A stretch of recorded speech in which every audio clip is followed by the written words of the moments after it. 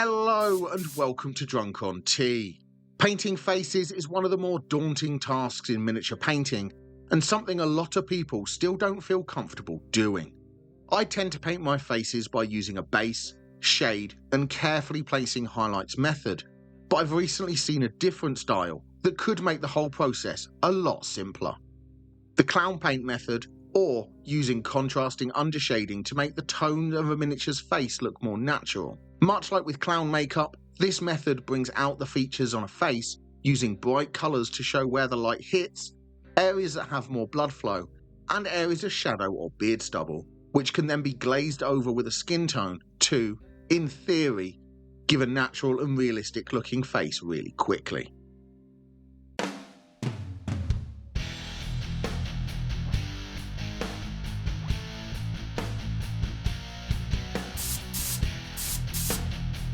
I've attached the head to the end of a cocktail stick with super glue so it can easily be broken off later, and I've primed it with Chaos Black Primer.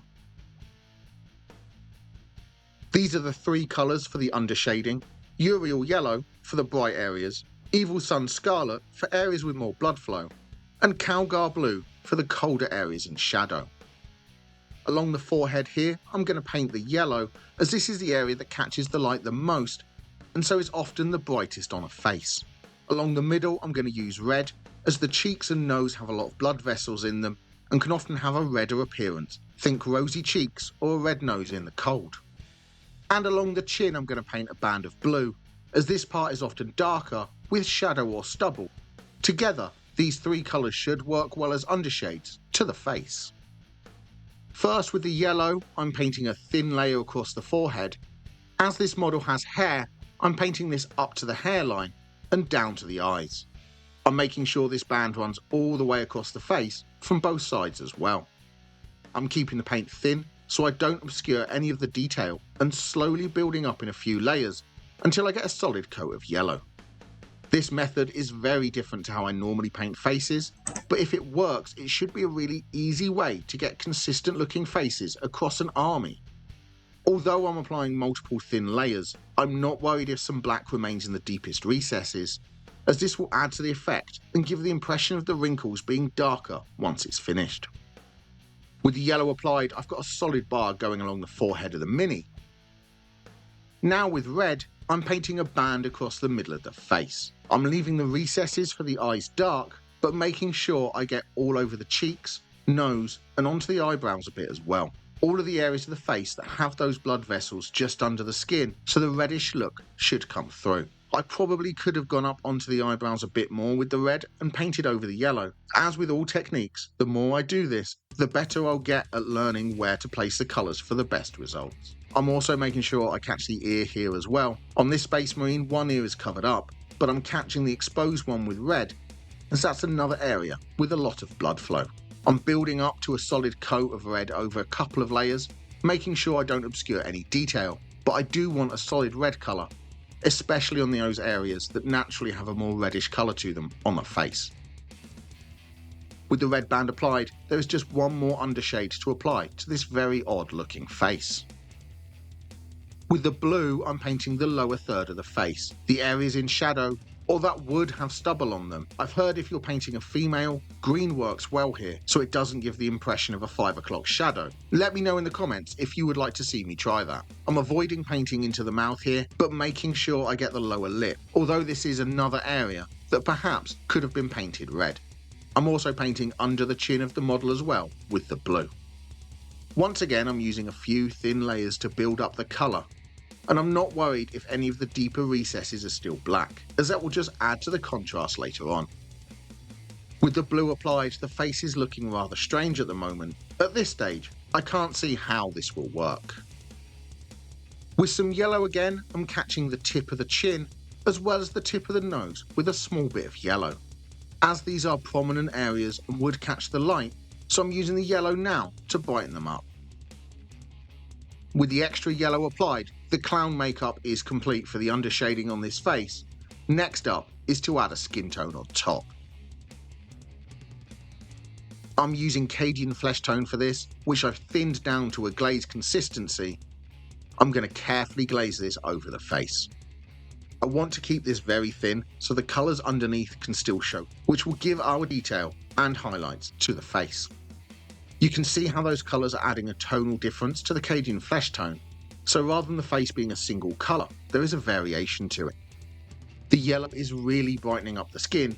I could have used a darker blue to create a more noticeable difference on the lower third of the face, as perhaps the Calgar blue was a bit too bright and the effect isn't as strong on the rest of the face. I'm applying a couple of layers of Cadian flesh tone so I can build up to a more solid colour. I don't want full opacity, as I want those colours to still show. But at the moment, they're still a bit too noticeable, so 2 or 3 layers should make the coloration look a bit more natural, and like the realistic colours on a face. As soon as the banding effect is hidden by the skin colour, that should be enough, as even one coat too many could cover the undershading effect completely, which is why glazing the skin tone on is important, as it will give the paint that transparency for longer. With the skin tone applied, you can see the subtle tonal difference to the face. A darker blue would have really brought out that effect more in the lower third, I think, but we all learn by trying these things. But I'm really happy with this as a first attempt. Now with Abaddon Black and White Scar, it's time to paint the eyes. Firstly, I'm carefully sinking a small line of black into the recesses of the eyes, being careful to not catch any of the skin. It may be easier to turn the head upside down. To make it easier to paint the second eye, it's important to always paint in a comfortable position.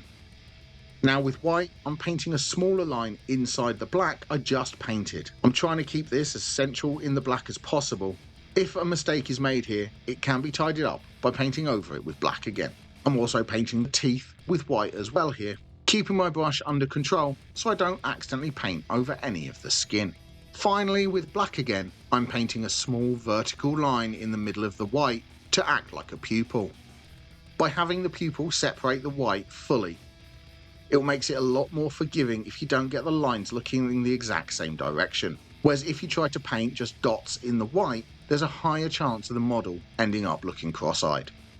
And with the eyes painted, that is the face details painted on this model, so it's time for me to paint the rest of this Space Marine.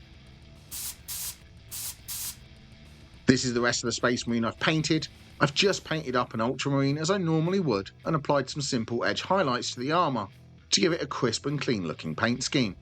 I've also painted the rest of the details on the head, and for the hair I just added some small spots of grey so it doesn't just look like a flat black blob of hair on the Mini. I'm breaking the head off from the cocktail stick. As super glue is quite brittle, it won't take a lot of pressure to snap the head off and it won't damage it at all. With the head removed from its stick, I can just add some super glue to the model.